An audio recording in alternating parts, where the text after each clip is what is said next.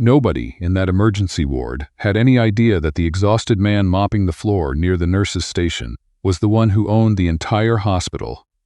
Not the charged nurse who pushed past him with a cart full of IV bags. Not the administrator who walked by twice without looking up from her clipboard. Not even the security guard who told him, not unkindly, to move his bucket out of the main corridor so patients in wheelchairs could get through. His name was Adrian Wolfe. 38 years old. CEO of Wolfe Health Group, a private healthcare company that operated 11 hospitals across Ontario and British Columbia. He had flown into Halifax 2 days ago. Not for a board meeting, not for a ribbon-cutting ceremony, but because the quarterly numbers from Harbour View Medical Centre were wrong in a way that made his stomach turn. Not the revenue figures. The patient satisfaction scores. They had dropped 17% in 8 months. That kind of drop didn't happen because of paperwork. It happened because of people. So Adrian did what no one on his executive team expected him to do.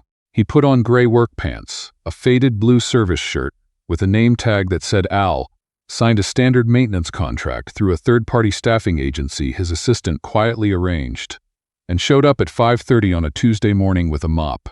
He had done this once before, years ago, at a struggling clinic in Sudbury. It had worked then. He trusted it would work now. What he did not account for, what he had no way of anticipating, was Meg. Margaret Meg Troutman was 29 years old and had been working the overnight shift at Harbour View's emergency admissions desk for 3 years. She lived in a one-bedroom apartment in Dartmouth that she shared, unofficially, with her younger brother Toby, who was 19, and trying to finish his electrician's apprenticeship while their mother recovered from her second hip replacement in Moncton. Meg sent money home every second Friday without telling anyone. She also brought homemade soup to the hospital on Thursdays because she'd noticed the overnight custodial staff rarely had time to eat a proper meal, and the vending machine on the ground floor had been broken since October. She was not what anyone would call soft. She had a quick tongue and a precise, unsentimental way of dealing with people who tried to take advantage of the admissions process. The ones who inflated symptoms to jump the queue, or the ones who got aggressive when they had to wait. She handled them calmly and completely without apology. But the way she handled the frightened ones, the elderly man who came in alone at 2 in the morning not sure if he was having a heart attack, the teenage girl who wouldn't say what had happened to her but was shaking, that was something else entirely. Adrian noticed her on his first morning. He was mopping near the admissions desk at around 6:15, slow and methodical, the kind of invisible that comes with a mop and a name tag that says something plain. He was watching everything. The flow of staff, the bottlenecks, the small failures of process that added up over a shift. He was not watching Meg specifically. Then a man came in, late 50s, heavy coat, smelling strongly of alcohol, loudly insisting his arm was broken. He was rude. He used language that made the waiting room go quiet.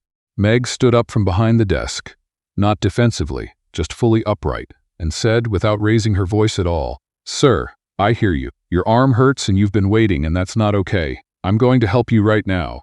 But I need you to help me back by lowering your voice because there are kids in this room who are scared."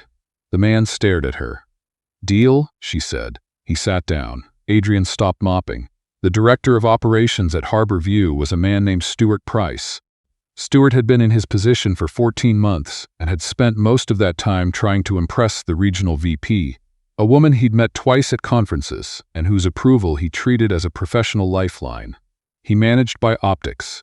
He rearranged staff schedules to look good on paper. He approved purchases that photographed well for the website and deferred maintenance that didn't. He had also, Adrian would learn, developed a habit of singling out certain employees in front of others.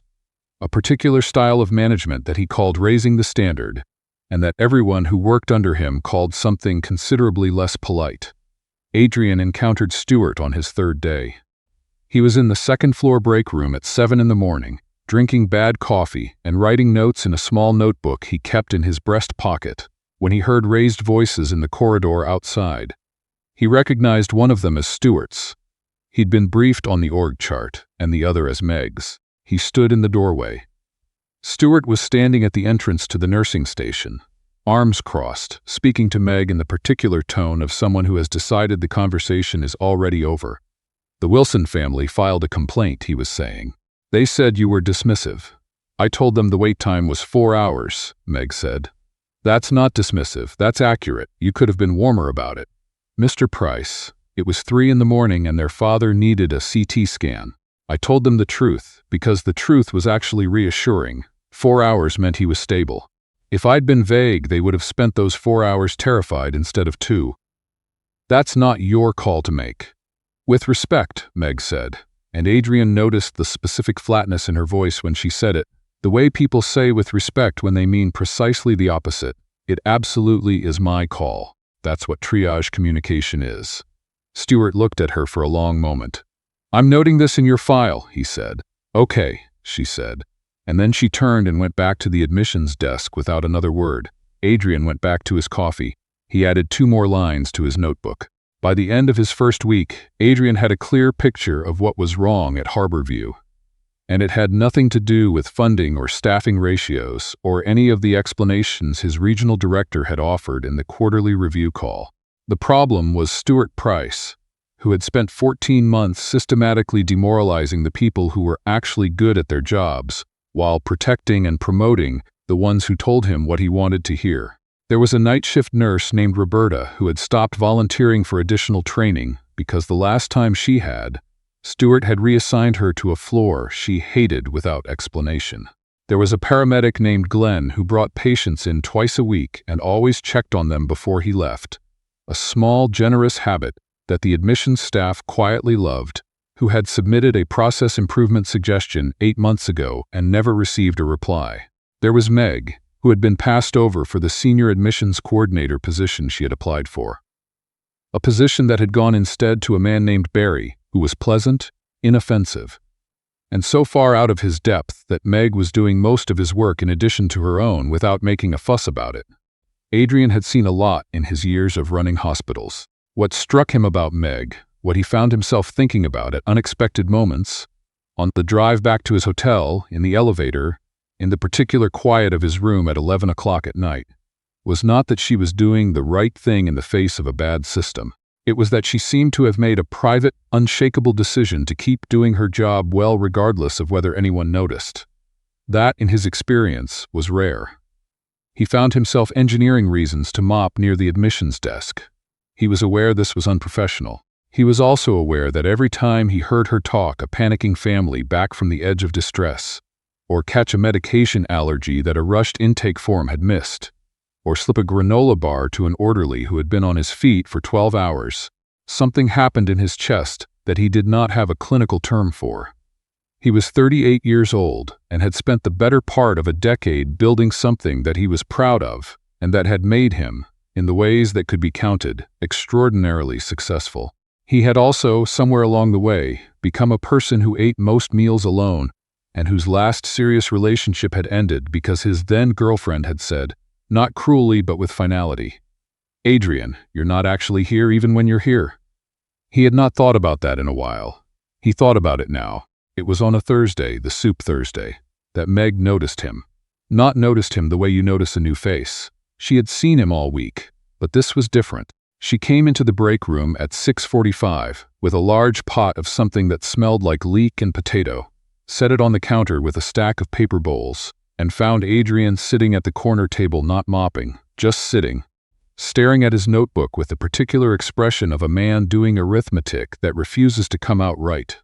"You don't have to eat it if you don't want to," she said, without being asked. "But it's actually good. I'm not one of those people who makes bad soup and thinks it's good." He looked up. "What kind is it?" "Leek and potato. My Nan's recipe. She was from Cape Breton, so it has more butter than is probably medically advisable, but we're in a hospital, so." He almost smiled. "Al," he said, meaning his name tag. "I know," she said. "I'm Meg." "I know," he said. She looked at him for a moment. Just a moment. The kind that a busy person allows themselves when something catches them unexpectedly. And then she got a bowl of soup for herself and sat down at the other end of the table, and they ate in a silence that was, oddly, not uncomfortable at all. "How long have you been doing this?" she asked eventually. "Maintenance? Not long. You mop like you're thinking about something else." He looked at his bowl. "Most people don't notice what other people are doing." "I work admissions," she said. "Noticing is the job." There was a pause. "How long have you been doing this?" he asked. 3 years on overnights. 4 years total. She broke a piece of bread. It's not glamorous, but I like it here. I like the people. Most of them, she added, with a slight, precise inflection that told him she was thinking of someone specific and had decided not to name them. The director? He said. She looked at him. You've noticed that too. Hard not to. He's going to get someone fired eventually, she said quietly. Someone good. And that'll be the part that actually costs this place something. She didn't say it angrily. She said it like a person reading a forecast. Adrian looked at her. You're very calm about it, he said. What's the alternative? She said. I can't control what he does. I can control what I do. She shrugged, and it was such a small, genuine shrug, not resigned, just practical. My mom always said, do your job like someone's watching who actually matters, because eventually they usually are. Adrian was quiet for a moment. Smart woman, he said. She had 2 hip replacements and she still makes her own bread, Meg said. She's basically invincible. This time he did smile. The incident happened on a Friday morning. A man named Douglas Hartwell, a real estate developer from Toronto who had been admitted 2 nights earlier for chest pains that turned out to be severe acid reflux, was checking out and was unhappy. Unhappy about the wait times, unhappy about the room, unhappy about the fact that the television had lost signal during the 3rd period of a Leafs game. He was the kind of unhappy that had money behind it, and he was expressing it loudly at the admissions desk to Meg, who was managing him with the same calm, direct efficiency she managed everything. Stuart appeared. He had clearly been alerted by the front desk clerk. He came in fast and already apologizing, already performing, already angling himself between Meg and Douglas Hartwell in a way that said, without words, I'll handle the important person, you step back. Mr. Hartwell, I am so sorry. Your staff, Douglas Hartwell said, pointing at Meg, was completely unhelpful. She told me the itemized billing would take 48 hours, Meg said, addressing Stuart directly, not Hartwell, because that was the accurate thing to address. That's standard. That's what I told him. I don't think our guests need to hear about standard, Stuart said, and his voice had a particular quality to it, pleasant on the surface and dismissive underneath, the kind of voice that was designed to make the listener feel small in front of an audience.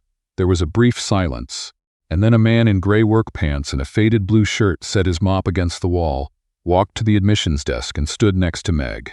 Mr. Hartwell, Adrian said, my name is Adrian Wolfe. I'm the CEO of Wolfe Health Group. I own this hospital. Douglas Hartwell blinked. Stuart Price went very still. Ms. Troutman gave you accurate information. 48 hours for itemized billing is correct, and it's not something we change for individual requests, because the same standard applies to every patient who comes through this door, regardless of how much money they have. I'm sorry the TV went out. I'm not sorry about the wait time. It means you were seen in order of medical urgency, which is exactly how it should work. He paused. I'll make sure someone follows up with your billing office directly. Have a safe drive back to Toronto. Hartwell looked at him for a long moment. Then, apparently deciding something, he picked up his bag and left. The lobby was very quiet. Stuart Price had not moved. Adrian turned to him. He did not raise his voice. He didn't need to.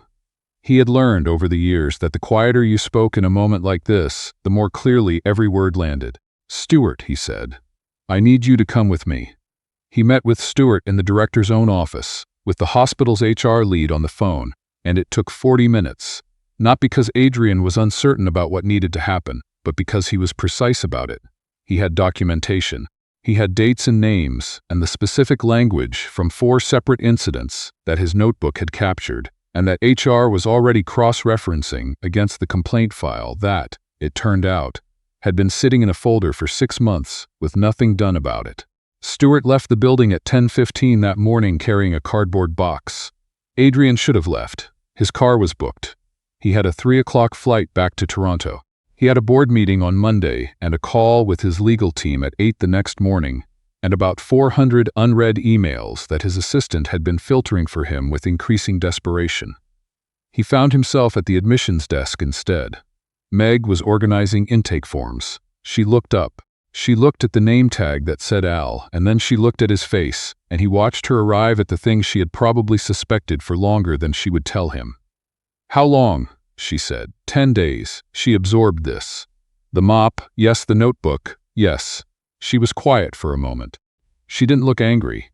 She looked like a person who had heard something and was deciding what to do with it, which was, he had noticed, exactly how she looked when she was about to say something worth hearing. "The soup," she said. "The soup," he said, "was the best thing I've eaten in 10 days, and I've been eating at some very good restaurants." She almost laughed. "Not quite. You could have just hired a consultant," she said. "Consultants write reports. I needed to see it, and I did." He paused. I also wanted to tell you that the senior coordinator position is being reposted, properly this time, and I think you should apply." She looked at him. There was something in her face that was careful and real at the same time. "Is that why you're telling me?" "No," he said. "That's not why I'm telling you." There was a moment. One of those lobby moments that shouldn't mean anything. The lighting was fluorescent. There was a child crying somewhere in the waiting area. Someone was paging Dr. Something over the intercom, and it meant something anyway. "I have a flight at 3, he said. "I know," she said. "I'd like to call you, if you'd be okay with that." She looked at him for a long moment, and he was aware, in a way he hadn't been aware of anything in quite some time, that her answer genuinely mattered to him. Not professionally, not strategically, just mattered. "I work nights," she said. "So you'd have to call in the morning. I can do that," he said. "I'm not easy," she said, not as a warning, just as information, the way she gave information, directly and without apology. "I have a brother living with me, and I send money to my mother, and I work the overnight shift, and I'm not interested in being someone's Halifax project." "I know," he said. "I've been watching you work for 10 days. I know exactly who you are." She tilted her head slightly. And, he said, "You're the most competent, honest, quietly extraordinary person I have encountered in a long time, possibly ever, and I would very much like to get to know you without a mop in my hand." The corner of her mouth moved, just slightly. "Morning calls," she said, "before 9. I'm useless after noon."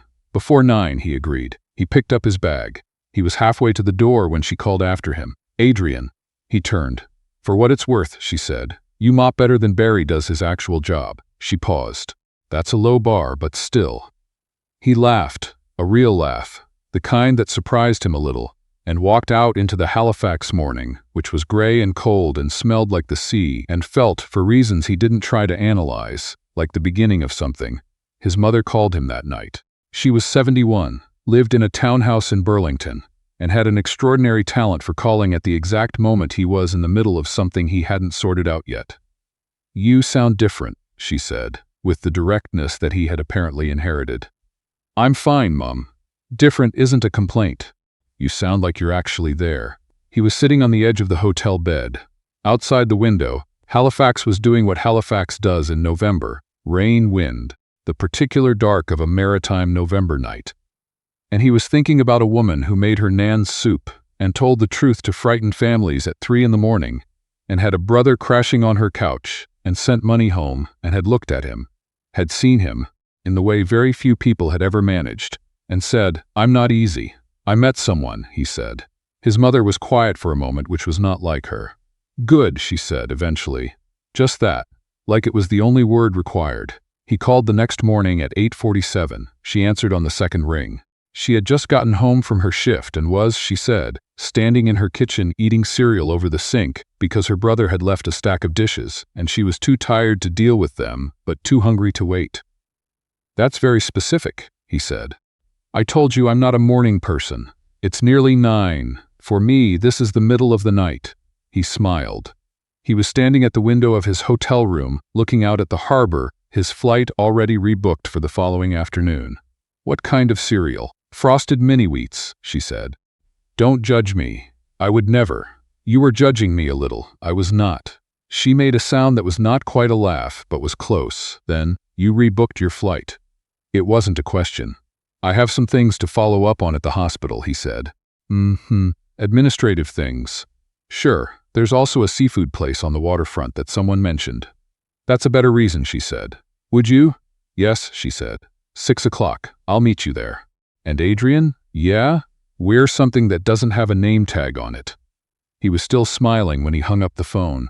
The harbor was gray, and the wind was picking up. And somewhere in Dartmouth, a 29-year-old woman, who was not easy, was eating frosted mini-wheats over her sink. And Adrian Wolfe, who had spent the better part of a decade building things, and forgetting to live inside them, put his phone in his pocket, looked out at the water and thought, there it is.